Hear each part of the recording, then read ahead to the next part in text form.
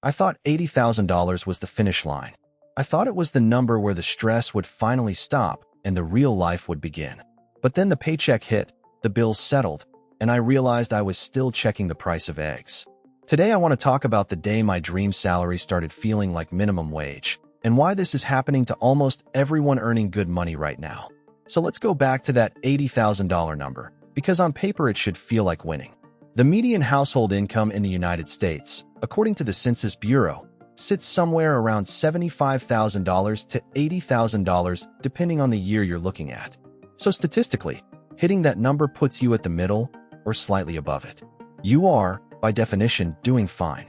And yet a huge portion of people sitting at exactly that income level describe themselves as living paycheck to paycheck. A widely cited Lending Club and PYMNTS study found that more than 60% of Americans, including those earning six figures, reported living paycheck to paycheck at some point in the last few years. Six figures, not minimum wage, not poverty level. Six figures, and still feeling like the walls are closing in by the 25th of the month. My name is Ely, and I spend way too much time thinking about how people in the U.S. experience money psychologically. If you're someone who earns a normal income, maybe even more than you used to, but still doesn't feel financially secure, hit subscribe and give this video a thumbs up. Not because I need the number to go up, but because this channel only makes sense if people who feel this exact confusion are actually watching it. Here's the thing. Nobody plans for that feeling.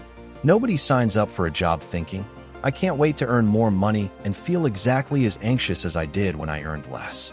But that's what happens to an enormous number of people, and it's not because they're bad with money.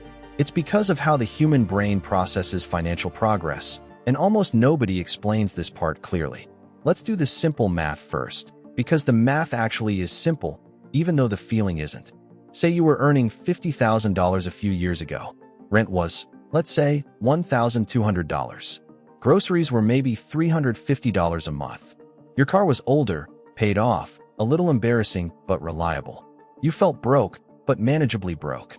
Now you're earning $80,000. Rent, in most mid-size American cities, has crept up to $1,700 or more, according to Zillow's rental data trends over the last several years. Groceries, thanks to inflation tracked by the Bureau of Labor Statistics, are up 20 to 25% from just a few years ago. And that car? You upgraded it, because finally you could afford a nicer one.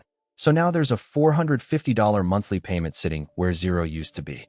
Add health insurance premiums, which for employer-sponsored family coverage have climbed past $25,000 a year in total cost according to KFF's annual Employer Health Benefits Survey, with employees absorbing a growing chunk of that through payroll deductions. Add the fact that your income tax bracket shifted upward too, so a bigger percentage of that raise disappears before it even reaches your checking account. When you actually lay it out, dollar for dollar, that $30,000 raise from $50,000 to $80,000 might only be leaving you $300 to $500 better off per month than before, once new expenses and higher costs are subtracted. Not the doubling in freedom your brain expected, just a few $100s of breathing room. And even that gets swallowed the moment something unexpected happens, like a $600 car repair or a dentist bill. Now here's what most people don't realize. That gap between what you earn and what you feel isn't just a math problem. It's a psychology problem, and it has a name. Researchers call it hedonic adaptation, and it's one of the most well-documented patterns in behavioral psychology.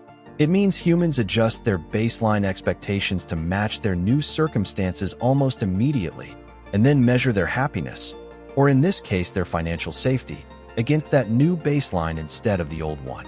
So the version of you that felt broke on $50,000 and the version of you that feels broke on $80,000 are running the exact same emotional software. Your brain didn't register the raise as safety. It registered it as a new normal, and then went looking for the next threat. This is where it gets interesting, because the threat it finds isn't usually your actual bills. It's comparison.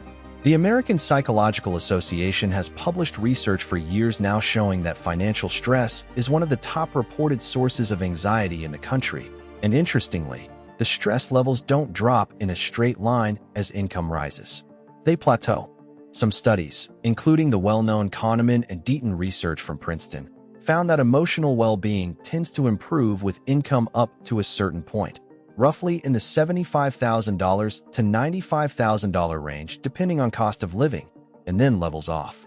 More recent work has pushed that ceiling a bit higher, but the pattern holds.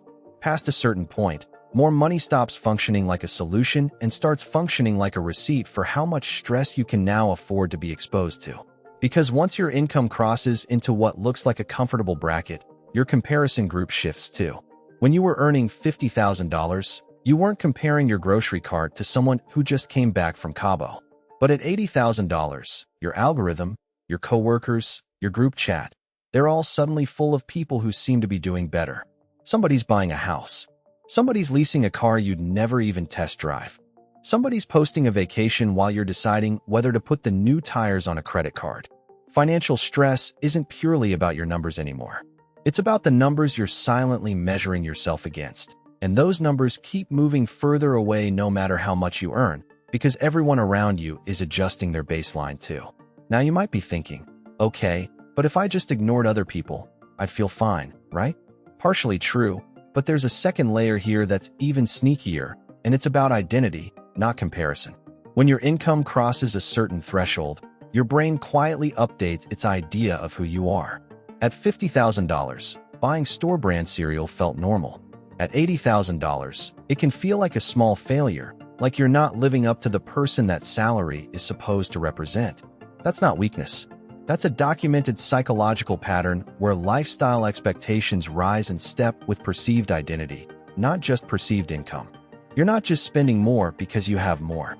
You're spending more because some part of you feels like you're supposed to, like the $80,000 version of you has a role to play, and store-brand cereal doesn't fit the script. This is exactly how lifestyle creep works, and it's rarely one big decision. It's never someone waking up and deciding to blow their raise on luxury. It's a $40 upgrade to a slightly nicer apartment. It's switching from cooking 4 nights a week to ordering out 3 times, because you're tired and you can afford it now. It's a car payment that felt justified because your commute got longer. Each decision, on its own, sounds completely reasonable, but stacked together, they quietly consume the exact gap that was supposed to make you feel secure. The raise doesn't get stolen.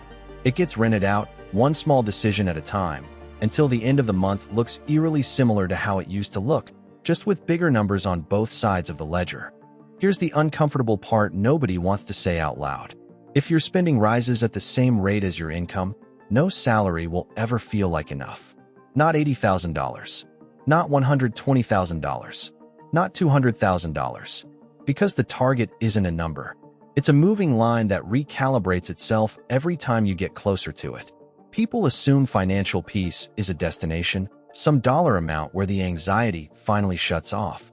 But the Federal Reserve's own survey of household economics and decision-making has repeatedly shown that a meaningful percentage of households earning over $100,000 still report they couldn't cover an unexpected $400 expense without borrowing or selling something.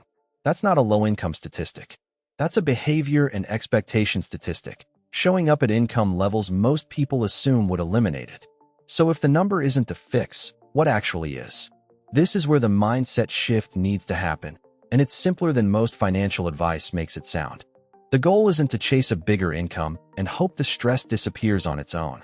The goal is to build a gap on purpose and protect that gap like it's non-negotiable before your lifestyle has a chance to expand into it.